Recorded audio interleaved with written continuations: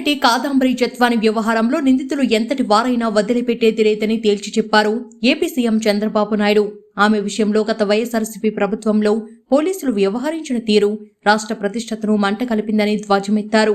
తప్పు చేసిన పోలీసులు ఏ స్థాయిలో ఉన్నా క్షమించేది లేదని స్పష్టం చేశారు. మహిళలు, ఆడబిడ్డల భద్రతకు ప్రభుత్వం అధిక ప్రాధాన్యత ఇస్తుందని స్పష్టం చేశారు. వ్యవస్థల్ని జగన్ ఎంత నిర్వీర్యం చేశాడో ముంబై నటి వ్యవహారమే ఓ నిదర్శనమని అన్నారు చంద్రబాబు నాయుడు. తెలుగుదేశం పార్టీ కేంద్ర కార్యాలయం ఎన్టీఆర్ భవన్లో జరిగిన మీడియా చిట్చాట్లో చంద్రబాబు పలు విషయాలపై మాట్లాడారు. కృష్ణా జిల్లా గుడ్లవల్లేరులోని ఇంజనీరింగ్ కళాశాలలో జరిగిన ప్రచారం పట్ల అంతా భయాందోళనకు గురయ్యారని సీఎం అన్నారు. ప్రభుత్వం సకాలంలో స్పందించి అధికార యంత్రాంగాన్ని అప్రమత్తం చేశారని తెలిపారు.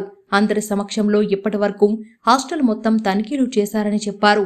హాస్టల్లో ఎలాంటి పరికరాలు లభించలేదని సీఎం చంద్రబాబు చెప్పారు. అయినా దర్యాప్తు ఆపకుండా సమగ్ర విచారణ కొనసాగుతుందన్నారు. కొన్ని ప్రచారాల పట్ల విద్యార్థులు, తల్లిదండ్రులు కూడా అప్రమత్తంగా, ధైర్యంగా ఉండాలని సూచించారు.